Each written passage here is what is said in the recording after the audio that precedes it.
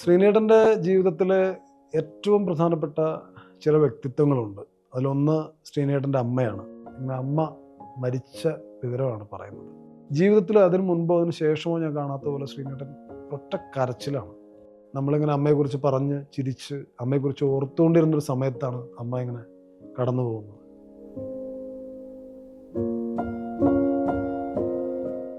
വലിയ ചിരി എന്ന് പറഞ്ഞാൽ പുറത്തുനിന്ന് വരുന്ന ആരെങ്കിലും ഉണ്ടെങ്കിൽ ഇത് മരണവീടാണോ എന്ന് സംശയം തോന്നുന്ന തരത്തിൽ. അതെന്തുകൊണ്ടാണെന്ന് വെച്ചാൽ ഞാൻ നേരത്തെ പറഞ്ഞ പോലെ ശ്രീനേട്ടന് ലോകത്തെ ബോധിപ്പിക്കാനായിട്ട് ജീവിക്കണം എന്ന് തീരുമാനിച്ചിരുന്ന ആളെയല്ല. ഈ ലോകത്തെ തന്നെ ഏറ്റവും നന്നായിട്ട് അറിയാവുന്ന ഒരാൾ എൻ്റെ അമ്മയാണ്. അപ്പോൾ ഒരു പ്രൊഡ്യൂസറുടെ പണം മുടങ്ങിയിരിക്കുന്നു.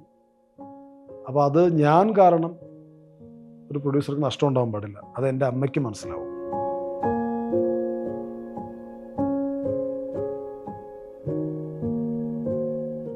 ശ്രീനേട്ടൻ്റെ ജീവിതത്തിലെ ഏറ്റവും പ്രധാനപ്പെട്ട ചില വ്യക്തിത്വങ്ങളുണ്ട്. അതിലൊന്ന് ശ്രീനേട്ടൻ്റെ അമ്മയാണ്. അമ്മയുമായിട്ടുള്ള ചില ഇൻട്രാക്ഷൻസിനെ കുറിച്ചൊക്കെ ശ്രീനേട്ടൻ പറഞ്ഞിട്ടുള്ളത് ഭയങ്കര രസകരമാണ്. അതായത് രാവിലെ ശ്രീനേട്ടൻ എഴുന്നേറ്റ് കഴിഞ്ഞാൽ അടുക്കളയിലേക്ക് ചെല്ലുമ്പോൾ ശ്രീനേട്ടൻ്റെ ഈ കാൽപ്പെരുമാറ്റം കേട്ട് അമ്മ തിരിഞ്ഞു നോക്കാതെ ചോദിക്കും, ചായയാണോ തീക്കൊള്ളിയാണോ എന്ന് ചോദിക്കും. അപ്പോൾ ശ്രീനേട്ടൻ പറയും, ആദ്യം ചായ പിന്നെ തീക്കൊള്ളി എന്ന് പറയും. അപ്പോൾ ചായ കൊടുക്കും, പിന്നെ മകന് ബീഡി കത്തിക്കാനുള്ള തീക്കൊള്ളിയും കൂടെ കൊടുത്തിരുന്ന ഒരു അമ്മയെ കുറിച്ചിട്ടാണ്. അപ്പോൾ അമ്മ അങ്ങനെ ശ്രീനേട്ടനോടൊപ്പം നിന്നിരുന്ന ഒരാളാണ്. ശ്രീനേട്ടൻ്റെ വലിയ എതിർപ്പുകൾ മുഴുവൻ അച്ഛനോടായിരുന്നല്ലോ. അപ്പോൾ അച്ഛനോടുള്ള ഒപ്പം പിന്നെ ശ്രീനേട്ടൻ്റെ ഇപ്പുറത്ത് അതിന് ബലമായിട്ട് നിന്നത് ശ്രീനേട്ടൻ്റെ അമ്മയായിരുന്നു. അമ്മയെക്കുറിച്ച് ശ്രീനേട്ടൻ ഒരുപാട് കാര്യങ്ങൾ പറഞ്ഞിട്ടുണ്ട്. പക്ഷെ അതിനേക്കാളൊക്കെ അപ്പുറത്ത് ഞാൻ ഓർമ്മിക്കുന്നൊരു കാര്യം എന്ന് പറയുന്നത് ശ്രീനേട്ടൻ്റെ ഈ അമ്മ മരണപ്പെടുന്ന ദിവസമാണ്. ഔട്ട്സൈഡറിൻ്റെ ഷൂട്ടിംഗ് നടക്കുന്ന ദിവസമാണത്. അപ്പോൾ അന്ന് ഒരിക്കൽ ചാലക്കുടിയിലാണ് ഞങ്ങൾ ഷൂട്ട് ചെയ്തുകൊണ്ടിരിക്കുമ്പം ഒരു ദിവസം രാത്രി ഒരു 10 മണിയായ സമയത്ത് ശ്രീനേട്ടൻ പറഞ്ഞു, എന്നെ വിളിക്കുകയാണ്. ശ്രീനേട്ടൻ വിളിച്ചിട്ട് ചോദിച്ചു, തിരക്ക് അല്ലെങ്കിൽ എൻ്റെ റൂമിലേക്ക് വരുമോ എന്ന് ചോദിച്ചു. ഞാൻ പറഞ്ഞു വരാം എന്ന് പറഞ്ഞു. നമുക്ക് കുറച്ച് സമയം ആനന്ദകരമാക്കാം എന്ന് പറഞ്ഞിട്ടാണ് വിളിക്കുന്നത്. അങ്ങനെ ഞാൻ ശ്രീനേട്ടൻ്റെ റൂമിൽ പോയി ഇരുന്നു. അങ്ങനെ കുറച്ച് ഡ്രിങ്ക്സൊക്കെ ആയിട്ട് അങ്ങനെ ഇരുന്ന് സംസാരിക്കുക എന്ന് പറയുന്നത് ശ്രീനേട്ടൻ്റെ ഒരു പ്രത്യേകത എന്ന് പറയുന്നത്, ഒരു 10 മിനിറ്റ് നേരം സംസാരിച്ചാൽ അതിൽ 5 മിനിറ്റ് നേരം ചിരിയാണ്. അത് നമ്മൾ ചിരിക്കും, ശ്രീനേട്ടൻ അതിലും ഭയങ്കരമായിട്ട് ഉറക്കെ പൊട്ടിച്ചിരിക്കുന്ന ഒരാളാണ്. അപ്പം അങ്ങനെ സംസാരിച്ചിരുന്ന് പല വിഷയങ്ങൾ സംസാരിച്ച് പല സിനിമകളിലെ പല കഥകൾ പറഞ്ഞ് അങ്ങനെ ഇരുന്ന് സമയം പോയി ഏതോ ഒരു ഘട്ടത്തിൽ വിഷയം ശ്രീനേട്ടൻ്റെ അമ്മയെക്കുറിച്ചായി. അപ്പോൾ അമ്മയെക്കുറിച്ചുള്ള ഈ കാര്യങ്ങളൊക്കെ പറഞ്ഞ് വളരെ സന്തോഷത്തോടു കൂടി ചിരിച്ച് അപ്പോൾ ഒരു 3 മണിയൊക്കെ ആയി സമയം. അങ്ങനെ ഇരുന്ന സമയത്താണ് ഒരു കോള് വരുന്നത്. വിളിച്ചത് വിമല ചേച്ചിയായിരുന്നു.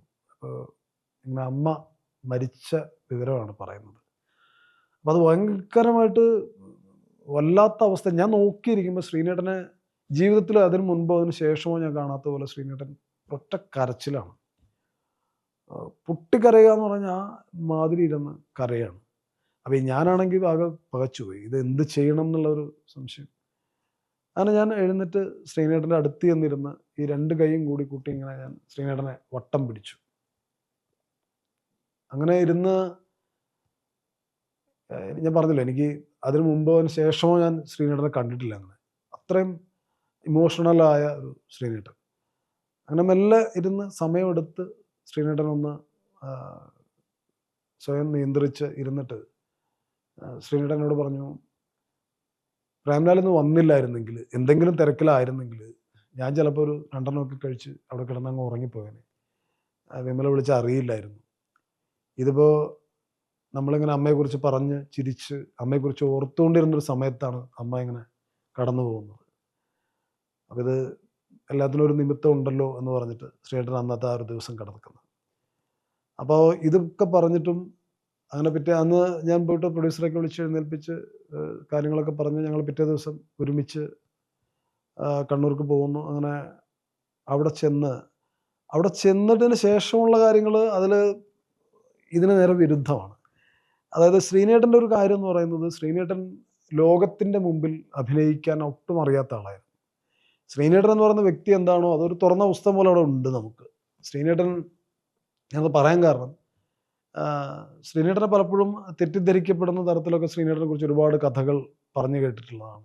പക്ഷെ ലോകത്തെ ഒരു പുരോഗമനവാദിക്കും ധൈര്യമില്ലാത്തതുപോലെ സ്വന്തം അമ്മയുടെ മരണത്തിനോട് വേറൊരു തരത്തിൽ തൻ്റെ നിലപാടുകൾ ഉറച്ചു നിന്നുകൊണ്ട് പ്രതികരിച്ച ഒരാളായിരുന്നു ശ്രീനേട്ടൻ. അന്ന് ഞാൻ കാണുന്നത് ചടങ്ങുകളൊന്നും ശ്രീനേട്ടൻ അല്ല ചെയ്യുന്നത്.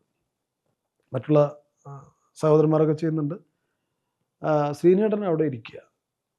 പിന്നെ കുറച്ച് കഴിഞ്ഞാൽ ഈ ചിതയൊക്കെ കൊളുത്തിയതിന് ശേഷം അപ്പുറത്ത് കുറച്ച് കഴിയുമ്പോൾ ഞാൻ നോക്കുമ്പോൾ ശ്രീനേട്ടനുണ്ട്, സത്യേട്ടനുണ്ട്, വിനീതുണ്ട്, ഞാനും ഉണ്ട്. അപ്പോൾ ഞങ്ങളിവിടെ ഇരുന്ന് തുടങ്ങി എന്തോ അങ്ങോട്ടും ഇങ്ങോട്ടും ചെറിയ തമാശ പോലെ പറഞ്ഞു തുടങ്ങി.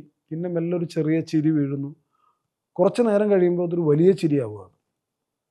വലിയ ചിരി എന്ന് പറഞ്ഞാൽ പുറത്തുനിന്ന് വരുന്ന ആരെങ്കിലും ഉണ്ടെങ്കിൽ ഇത് മരണവീടാണോ എന്ന് സംശയം തോന്നുന്ന തരത്തിൽ. അതെന്തുകൊണ്ടാണെന്ന് വെച്ചാൽ ഞാൻ നേരത്തെ പറഞ്ഞ പോലെ ശ്രീനേട്ടന് ലോകത്തെ ബോധിപ്പിക്കാനായിട്ട് ജീവിക്കണം എന്ന് തീരുമാനിച്ചിരുന്ന ആളെയല്ല. ഇതെല്ലാം കഴിഞ്ഞിട്ട് ഈ പരിപാടി ചടങ്ങെല്ലാം കഴിഞ്ഞിട്ട് അപ്പോൾ ഞാൻ പ്രൊഡ്യൂസറോട് ഞങ്ങൾ സംസാരിച്ചിട്ട് മിനിമം ഒരാഴ്ചയെങ്കിലും ഇത് ബ്രേക്ക് ചെയ്തിട്ട്, കാരണം ശ്രീനേട്ടന് കർമ്മങ്ങളൊക്കെ ഉണ്ടാവും എന്നൊക്കെയുള്ള ഒരു സംഗതിയിൽ ഞങ്ങളങ്ങനെ പറഞ്ഞ് തീരുമാനിച്ചതാണ്. അപ്പം ഞങ്ങൾ എന്നിട്ട് ഉച്ചയ്ക്ക് അതിന് ശേഷം ചടങ്ങൊക്കെ കഴിഞ്ഞ് ഞങ്ങൾ പോരാൻ നിൽക്കുമ്പോൾ ശ്രീനേട്ടൻ പറഞ്ഞു, നിങ്ങൾ ഭക്ഷണം കഴിച്ചിട്ട് ഞാൻ ആ ഹോട്ടലിൽ വിളിച്ച് പറയാമെന്ന് പറഞ്ഞു. അങ്ങനെ ഞങ്ങൾ പോയിട്ട് ഭക്ഷണം കഴിച്ചുകൊണ്ടിരിക്കുമ്പോൾ പുറത്ത് ഗേറ്റ് കടന്നിട്ട് ശ്രീനേട്ടൻ്റെ കാർ ഇങ്ങോട്ട് വരിക. ശ്രീനേട്ടൻ കയറി വന്നിട്ട് ചോദിച്ചു, നിങ്ങൾ കഴിച്ചാൽ നമുക്ക് പോവാം, കഴിച്ച് കഴിഞ്ഞിട്ടുണ്ടെങ്കിൽ നമുക്ക് പോകാമെന്ന് പറഞ്ഞു. ഞാനത് ഞെട്ടിപ്പോയി. അപ്പം ഞാൻ ശ്രീനേട്ടനോട് ചോദിച്ചു, അല്ലത് ഇത്രയും ദിവസങ്ങൾ കർമ്മങ്ങളും ചടങ്ങുകളും ഒക്കെ ഉള്ളതല്ലേ? അപ്പോൾ ശ്രീനേട്ടൻ പറഞ്ഞത്, എൻ്റെ അമ്മയ്ക്ക് ഈ ലോകത്ത് തന്നെ ഏറ്റവും നന്നായിട്ട് അറിയാവുന്ന ഒരാൾ എൻ്റെ അമ്മയാണ്. അപ്പോൾ ഒരു പ്രൊഡ്യൂസറുടെ പണം മുടങ്ങിയിരിക്കുന്നു. അപ്പോൾ അത് ഞാൻ കാരണം ഒരു പ്രൊഡ്യൂസർക്ക് നഷ്ടം ഉണ്ടാകാൻ പാടില്ല. അത് എൻ്റെ അമ്മയ്ക്ക് മനസ്സിലാവും. ഞാൻ നിങ്ങളുടെ കൂടെ പോരുകയാണ് എന്ന് പറഞ്ഞിട്ട് ഞങ്ങളുടെ കൂടെ പോരുകയും പിറ്റേ ദിവസം രാവിലെ ഷൂട്ട് തുടങ്ങുകയും ചെയ്യുകയാണ്. അത് റീസ്റ്റാർട്ട് ചെയ്യുകയും ചെയ്യുകയാണ്. ഇത് ലോകത്തെ ഏതെങ്കിലും വലിയ പുരോഗമനവാദി പോലും ഇങ്ങനെ പെരുമാറുമെന്ന് എനിക്ക് തോന്നുന്നില്ല. ശ്രീനേട്ടൻ അതാണ് ഞാൻ പറഞ്ഞത്, വാക്കും പ്രവൃത്തിയും തമ്മിൽ ഒരു വ്യത്യാസമില്ലാത്ത തരത്തിൽ തൻ്റെ ജീവിതത്തിലും ആ സത്യസന്ധത പുലർത്താൻ കഴിഞ്ഞ ഒരു വ്യക്തിയായിരുന്നു എന്നുള്ളതാണ്.